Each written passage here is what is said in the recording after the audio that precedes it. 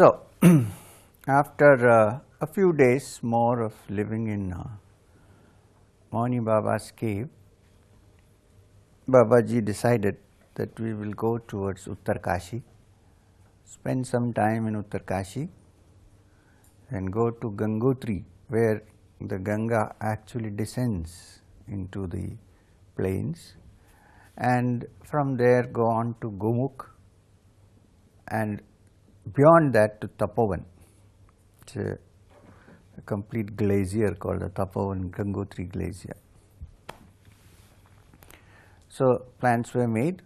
With Babaji, plans were made means one day he would get up and say, tomorrow morning we are going. This is how plans are made. So I was very happy because I was always looking forward to going to the source of the Ganga, which is called Gomukha. Now, it's very interesting, and we must understand the importance of Gomukha.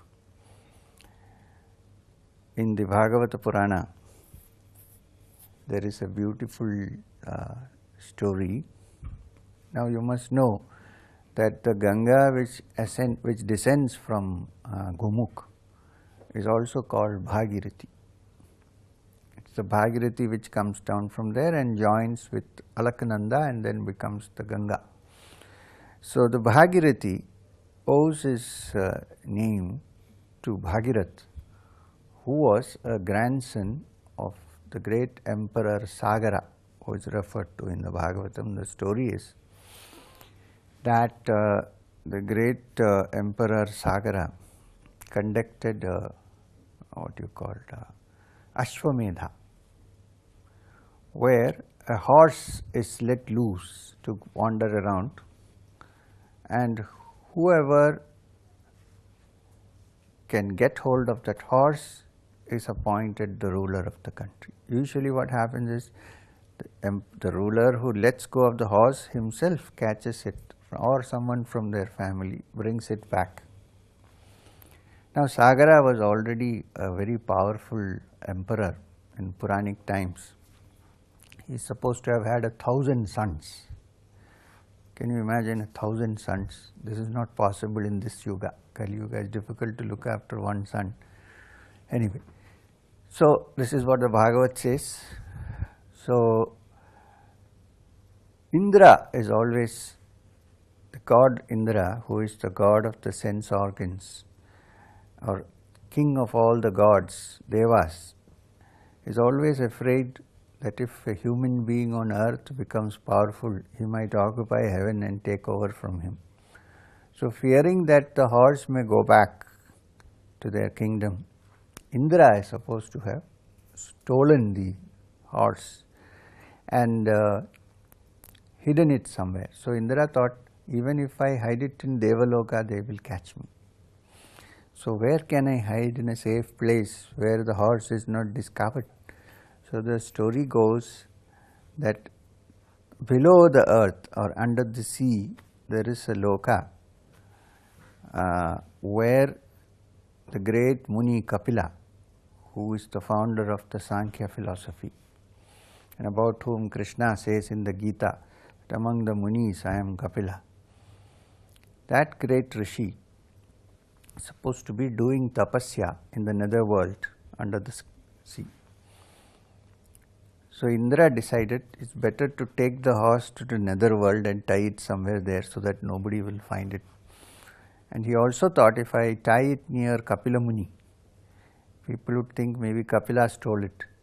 So, there is no problem for me, I can escape. And Kapila is supposed to be in deep meditation there in the nether world. So, when King Sagara came to know that his horse was stolen in the Ashwamedha, he didn't know that Indra has done this.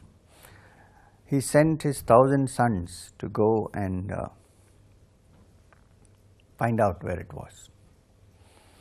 So, the Bhagavat Purana says that when the 1,000 sons with their mighty warriors came and looked everywhere and went down to the nether world, they found that the horse was tied near Kapila Muni, who was in deep meditation. Now, they thought, as Indra thought would happen, that Kapila has stolen the horse. So they made a big commotion, and Kapila from meditation opened his eyes, and they accused him of stealing the horse.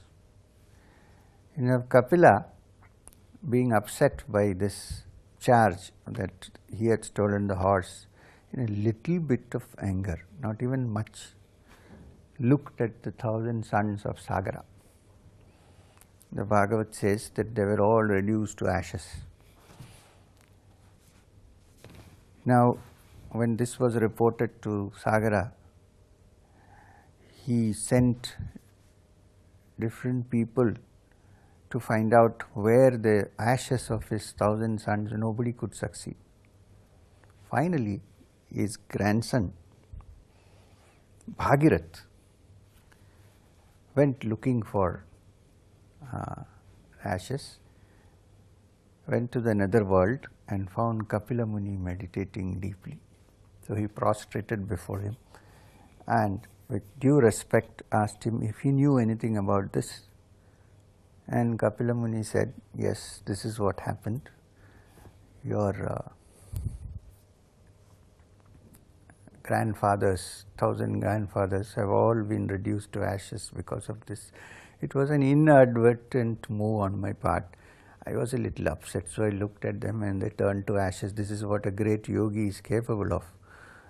So Bhagirath said, that is all right, sir, but how do we bring it back? How do we get them back?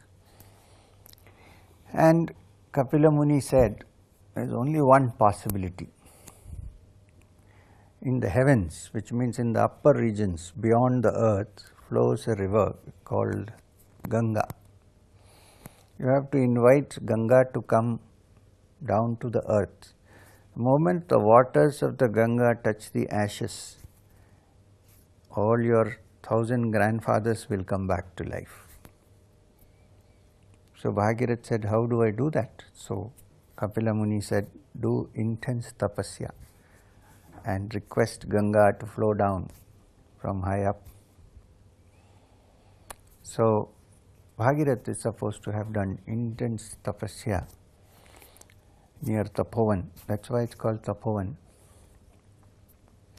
And then Ganga, in the form of a beautiful woman, appeared before him and said, okay, I accept your tapasya. You have done ghor tapasya for so long. I am willing to come, but there are some problems. So you have to solve it for me. Bhagirath said, what? So Ganga said, one is that I am so strong that your earth will not be able to withstand my pressure.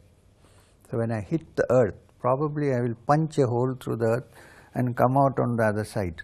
How do you handle this problem? The other is that there are so many sinners on earth that if I come, they will all have a bath. And when they have a bath, all my waters will get polluted. So there are two problems. If you solve them, I am willing to come. So as it happens in many of these Puranas and Itihasas, Bhagirath went to Shiva in Kailash and said, these are the two problems that I am facing, can you help me? Shiva said to him in the Bhagavad, that second problem is easily sorted out. Please tell Ganga, not only are there sinners on this earth, there are also great sages in the Himalayas. And if one sage washes his body in the waters of the Ganga, the pollution of hundreds and thousands of sinners washing their bodies will be annihilated. It will get pure. And for the first, there is only one solution.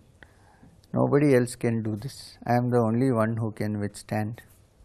I am the only one who prevented the poison which came out during Samudra Manthan from spreading into the world and killing everybody.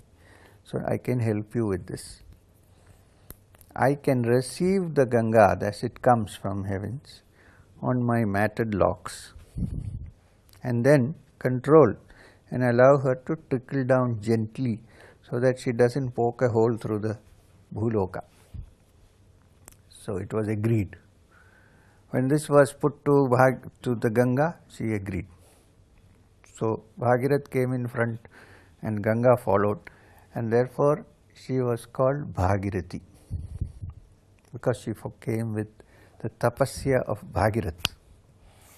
Now the place where Ganga emerges from the glaciers is known as Gomukh, because it is shaped like the mouth of a cow, Gomukha. You can actually go and see it. It's a huge glacier which goes into Zampovan. From inside the glacier there is an arch, and from there it comes out. And it looks like North Pole as you see in the pictures, because everywhere there is ice, you see icebergs floating along with the water.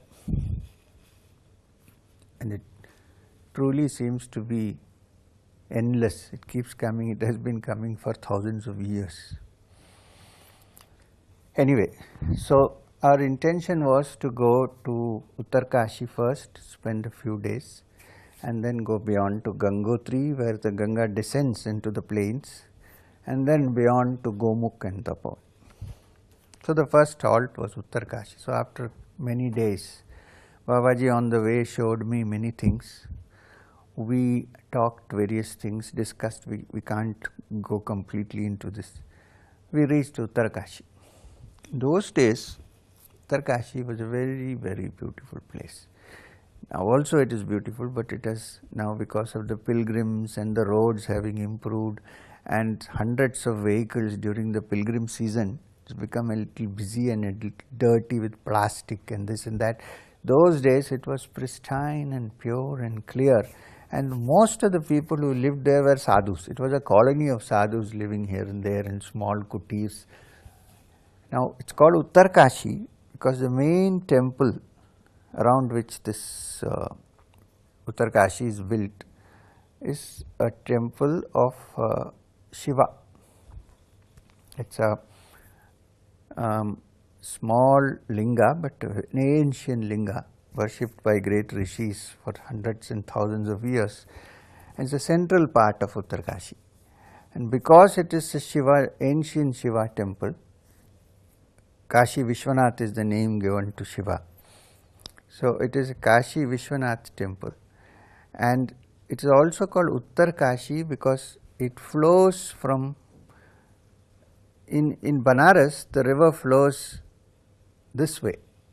In the rivers, normally you see rivers flowing from north to south. Here it flows some distance from south to north. In the same way, in Uttar Kashi, the Ganga flows, the Bhagirathi flows in a reverse direction, just like Banaras. So it's called Uttara Kashi. That means northern Kashi. And it's a beautiful temple where you can go and sit and meditate quietly, especially if you are there during the non-pilgrim season, although it gets cold. Because it's very close to Gangotri. And there is nothing, no attractions there except the sadhus and the ashramas, where you can go from one ashram to another. There are any number of annakshetras. So if you are a sadhu and register yourself there, you can get 2 times free food in any one of these ashramas. So Babaji took me there, and we lived in 2 kutirs,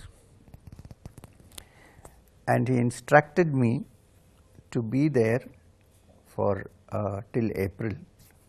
He was going away to Gomukh. He said he will come back and then we will travel together. So till then I was supposed to remain in Uttar Kashi. Longest period I was remaining without seeing Babaji, 6 months. So I was left to fend for myself, to go and collect food from the Annakshetra, come back. If it is not too good, heat it a bit and put salt and eat it. And I had wonderful opportunities to meditate, go from place to place. I met lovely sadhus. One day, while I was sitting outside the courtyard, inside the courtyard of the Kashi Vishwanath temple and meditating with closed eyes, I was suddenly awakened by I felt that somebody was looking at me. So when I opened my eyes, I saw a man who looked completely mad. His eyes were red and bulging out. And in that cold, he was bare-bodied. He was just wearing a small cloth, and his hair was all dirty and ruffled. And his mouth was open, with his tongue out, and I was really scared. I thought he was a completely mad man. Then he poked me with his finger. And then he said, Siddho, Siddho. And he also said, Bhalo, Bhalo.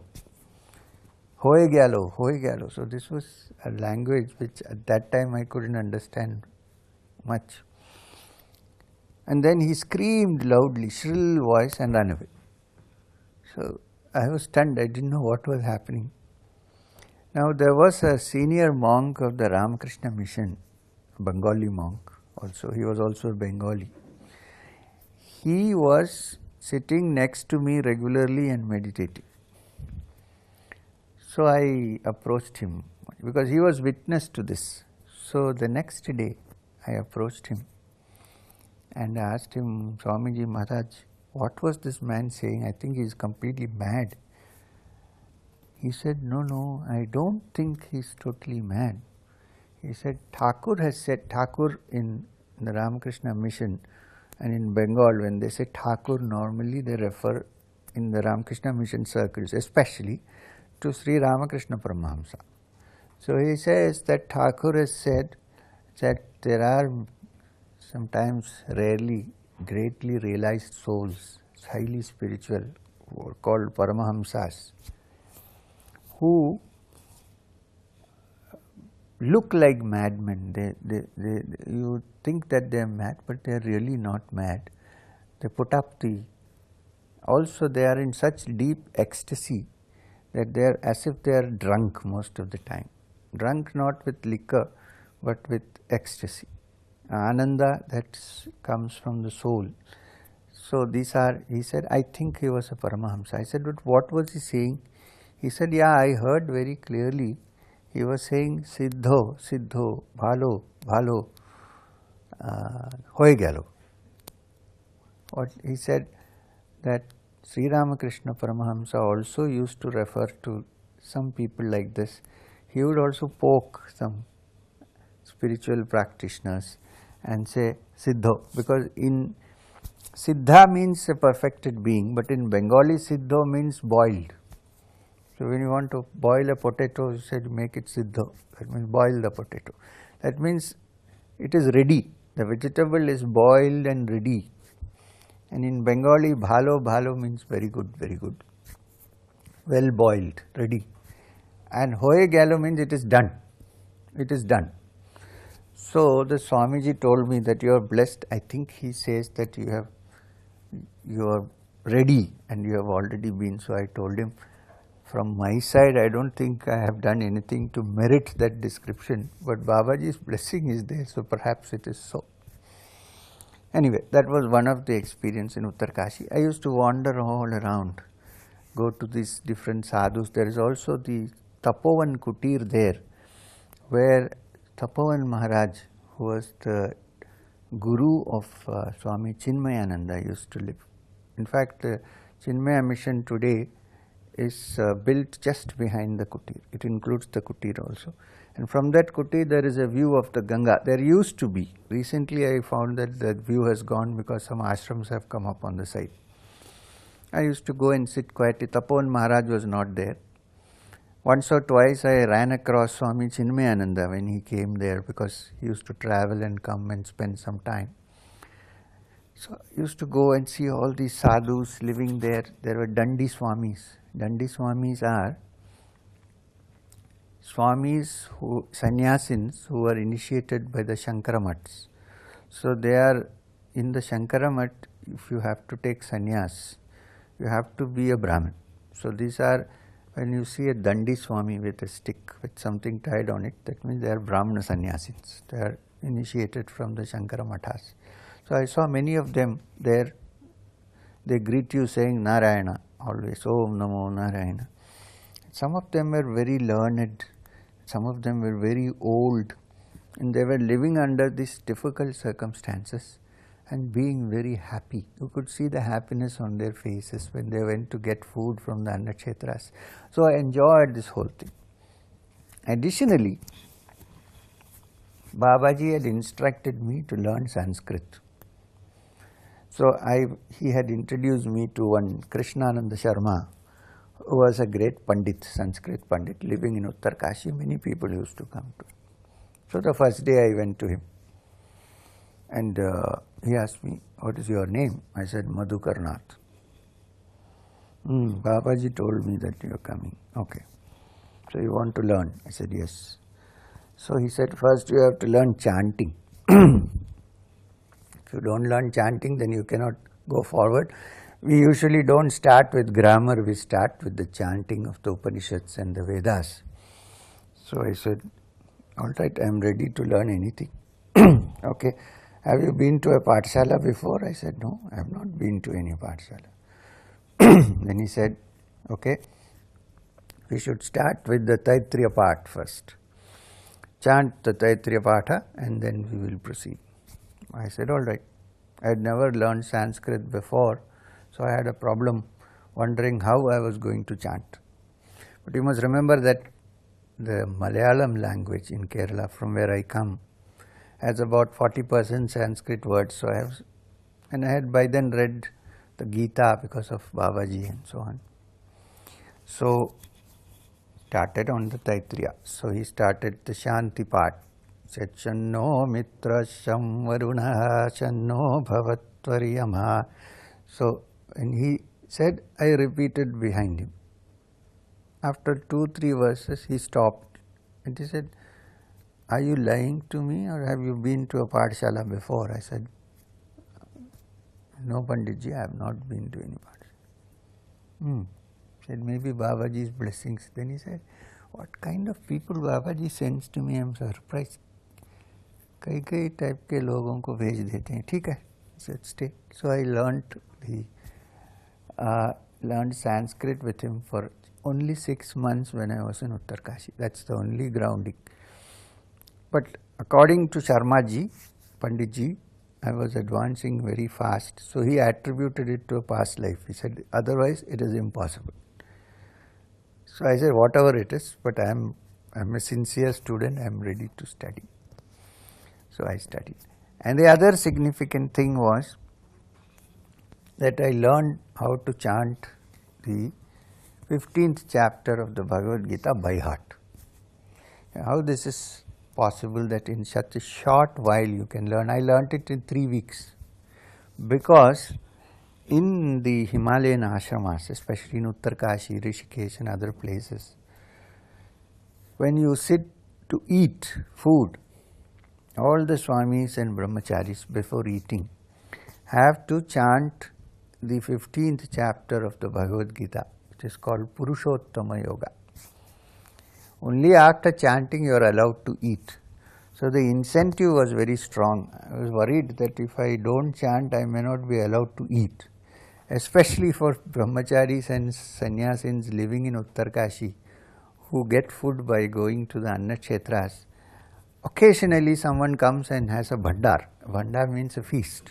And all these Brahmacharis and Swamis are all invited to come and have.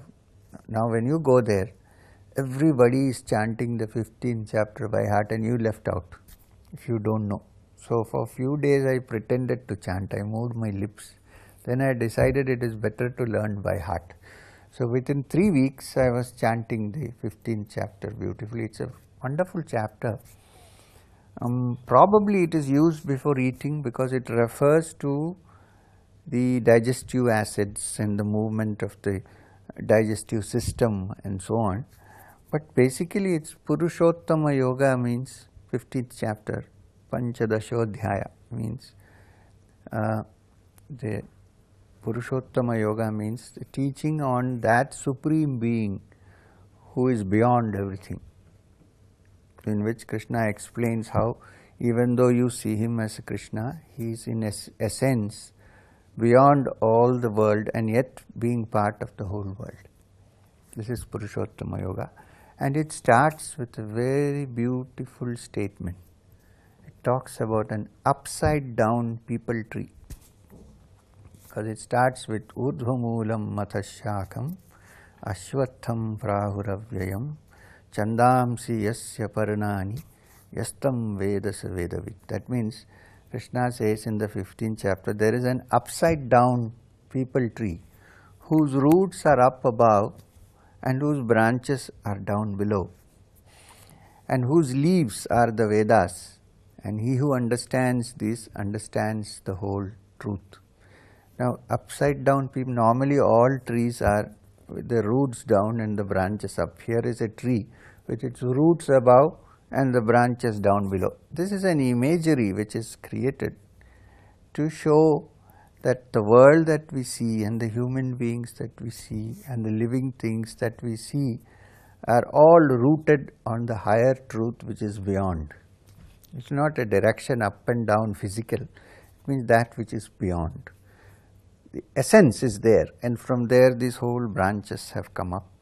And if you cannot directly understand the essence, you have to understand the branches and the leaves before you begin to realize that the essence is, the root actually is higher up, it's spiritual and not physical. This is the meaning of Urdhvamulam Mathashaka. Apart from the fact that it represents the yogic anatomy, where the brain is the Sahasrara Chakra, which is the root, and this entire system of the body are the branches and the leaves controlled from this center, which is known to science anyway. So in meditation, we go to this center slowly and come to the essence of consciousness.